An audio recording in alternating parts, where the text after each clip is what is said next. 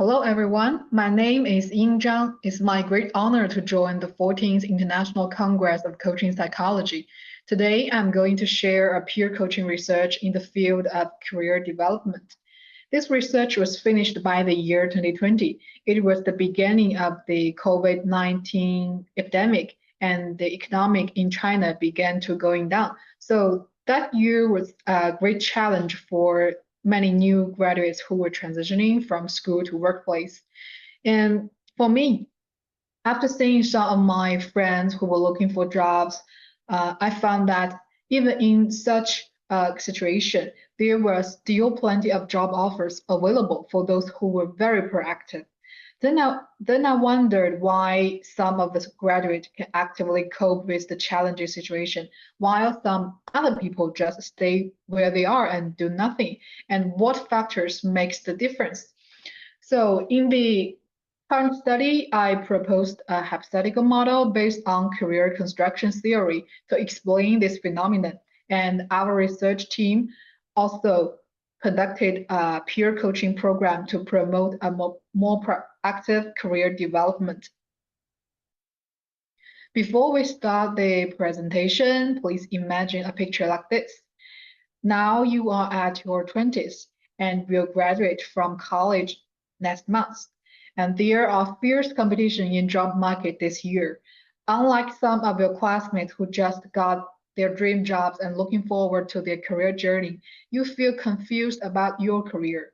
You're not sure about what you like, what you want, and you can't see the prospect.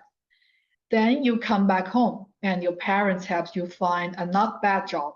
The position is not bad, the payment is not bad, the colleague is not bad, and the only thing that makes you feel a little bit uncomfortable is that your boss is in charge of everything you do and how to do it, and your future career is entirely up to him.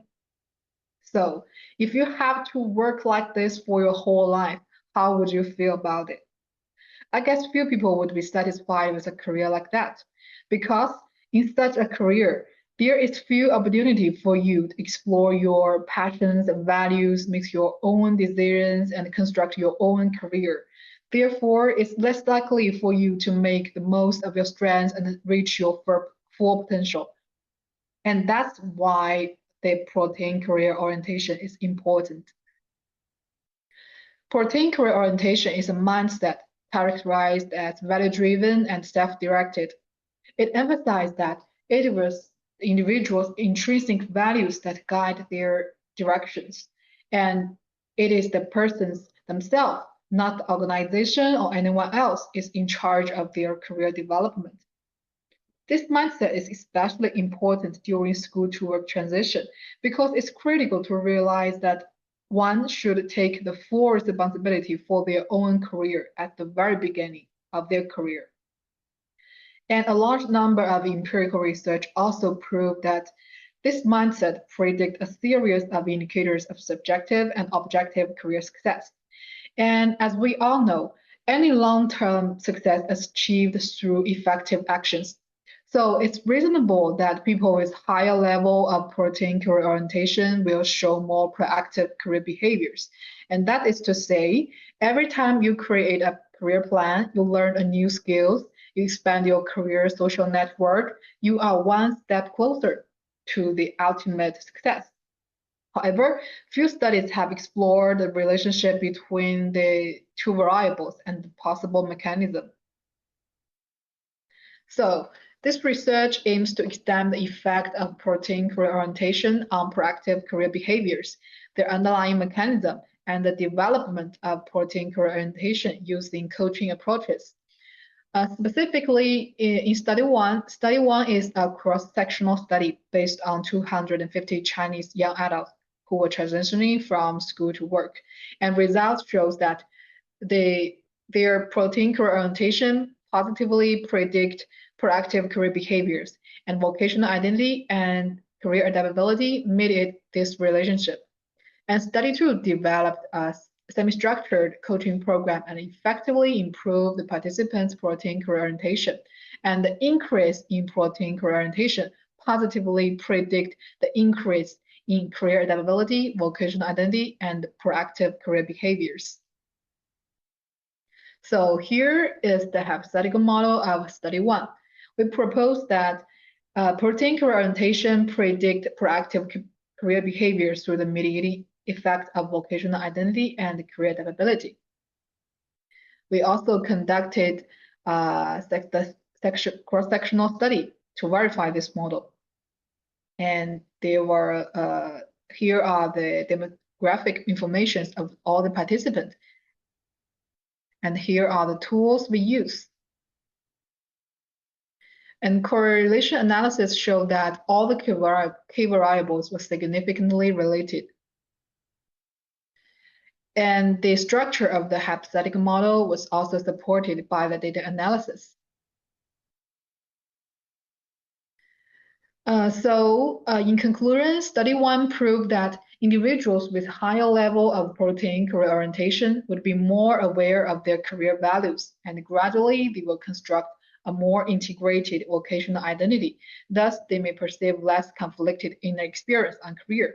And they would also have more autonomy towards career and can be more effectively mobilize their internal and external resources to adapt to career challenges. And the two processes above are interrelated and mutually promoted.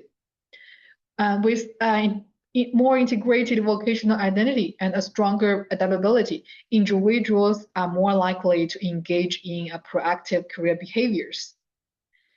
So since the mindset of protein career orientation is so important, how can we improve it?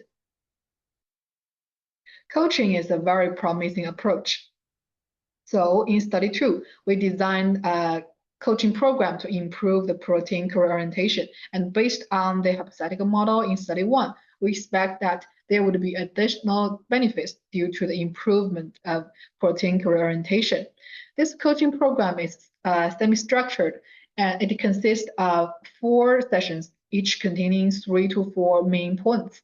And in the first 2 sessions, we used narrative coaching to help participants to explore their own career values, such as asking them to imagine their career in the next 3 to 4 years and tell a story about their career development. And through the language they use and the emotions they express, the coach will help them reflect the values behind their narrations. And in the last 2 sessions, we use motivational interviewing to enhance the participants' autonomy towards career. For example, we invite participants to assess the gap between their current career situation and their ideal career situation. And then we encourage them to explore the resources and potential solutions to bridge the gap. And there are 71 participants were recruited, but only 52 participants' experiment data were included into the final analysis. All the participants received the measurement for 3 times. The pre-test was finished 1 week before the intervention. The post-test was finished 1 week after the intervention, and the follow-up test was finished 1 month after intervention. And we did a thorough analysis of the data. For example, we used repeated measure ANOVA and post-comparison, the MANOVA, the regression analysis. And here are the key findings of study 2. Firstly, the program effectively improved protein career orientation of the intervention group.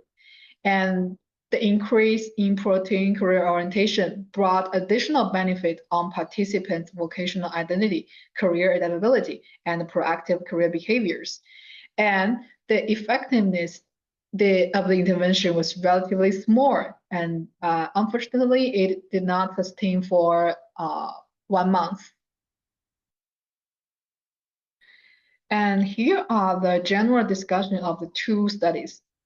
Firstly, study 1 proposed and verified the theoretical model, enhanced our understanding of how protein orientation influence proactive career behaviors during school-to-work transition. And this result also helped us to better understand how to develop career intervention. A lot of career training aims to improve some certain behaviors such as interpersonal communication and social interaction. But we believe that it may be better to intervene in a more advanced psychological factors because these former factors explain why people behave in some certain ways. For example, study one demonstrated one of the influencing mechanism. And however, there is a shortcoming of our research is that in study two, we only developed coaching practice on protein career orientation.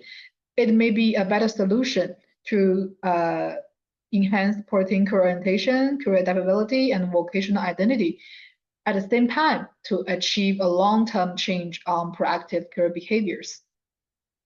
And secondly, study two reviewed the potential of applying semi-structured coaching program to larger population. It is especially suitable for school and organizational settings. And under these settings, the teachers, supervisors, and the coach often need to involve as many people as possible with limited time and resources.